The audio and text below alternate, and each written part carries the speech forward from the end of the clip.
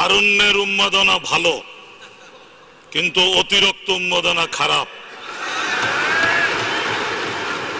যারা বক্তব্য রাখে তারা অনেকে ভুলে যান আমরা অনেকে এখানে বেঁচে আছি যারা জিয়াউর রহমানের সাথে একসাথে লড়াই করেছি। মাননীয় স্পিকার, এই সংসদে পয়েন্টটা যাতে কারেক্টলি থাকে সেজন্য বলছি, ব্যক্তি হিসাবে আমি প্রথম ব্যক্তি মেজর জিয়াউর রহমানকে 1971-এর 26শে মার্চ বোয়ালখালীর পার্টিতে রিসিভ করেছি এবং সারা দিন আমি জিয়াউর রহমান সাহেবের সাথে ছিলাম। প্রমাণ চান, এই সংসদের কাছে বলছি, you have to call colonel Oli, you have to call lieutenant general Mir Shawkat Ali, যারা আমরা একসাথে ছিলাম। আমি বরঞ্চ সংসদে প্রস্তাব দিচ্ছি, এই বাদানুবাদের দরকার নাই। যারা ওই মুহূর্তে ওই এলাকায় জীবিত ছিল, lieutenant general Mir Shawkat Ali, colonel Oli, Awami League নেতৃবৃন্দ, আমরাও যারা ছিলাম, সবাই একসাথে একত্রিত হতে পারি।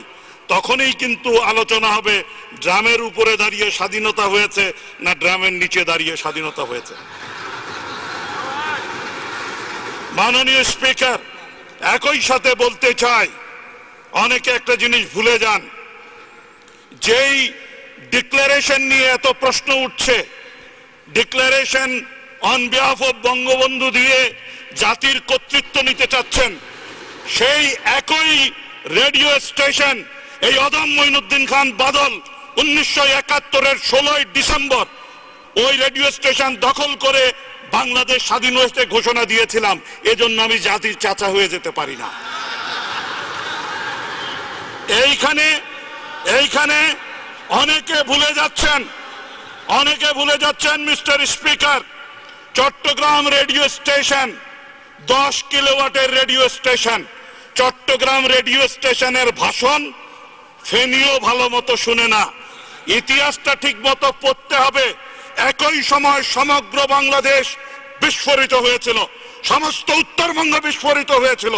বরিশালে মেজর জলিল গর্জে উঠেছিলেন খালেদ মোশাররফ, গর্জে উঠেছিলেন শফিউল্লাহ, গর্জে উঠেছিলেন অন্যান্য প্রান্তের মানুষ।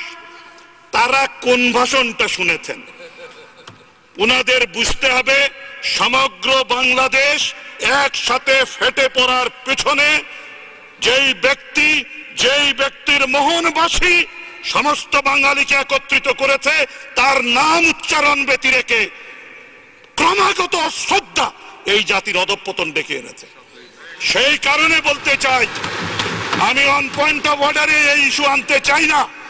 ইফ দেয়ার ইজ টাইম, আমরাও সব কথা বলবো। বাড়াবাড়ি সহ্য বহুদিন করেছি। আপনাকে একটি কথা বলতে চাই, এই বিমানবন্দরের নাম কি? শাহ আমানত বিমানবন্দর ছিল। 26 তারিখ ঘোষণা করেছে হান্নান সাহেব, তার নামটা ছিল। সেই নামটা যেদিন মুছে ফেলেছে, সেদিন কারো কি বিবেচনা ছিল না যে আপনি একজন মুক্তিযোদ্ধার নাম মুছে ফেলছেন, একজন দরবেশের নাম নিয়ে আসছেন যাতে বিতর্ক করা না যায়? সেই কারণে বলছি, থুতু এমন ভাবে নিক্ষেপ করবেন না যেই থুতু গায়ে এসে পড়ে। Let us cool down our head. আমি সংসদে প্রস্তাব করছি 26শে মার্চের এই বিষয়টি নিয়ে খোলামেলা আলোচনা হোক। কারণ 26শে মার্চের প্রাণীগুলো এখনো জীবিত, নায়করা এখনো জীবিত। মারা গেলে তো দেখা যায় এখানে অন্যরকম কথা চলে আসবে। সুতরাং সময় ক্ষেপণ না করে মাননীয় স্পিকার, আপনার কাছে আবেদন করছি, এই ইতিহাস, সত্য ইতিহাস যাতে এই সংসদ ধারণ করে, সেটা যাতে জাতির সামনে সঠিক ইতিহাস হিসাবে সহস্র বছর জীবিত থাকে, সেই ব্যবস্থা গ্রহণ করা হোক। আপনাকে ধন্যবাদ। মাননীয় সদস্য।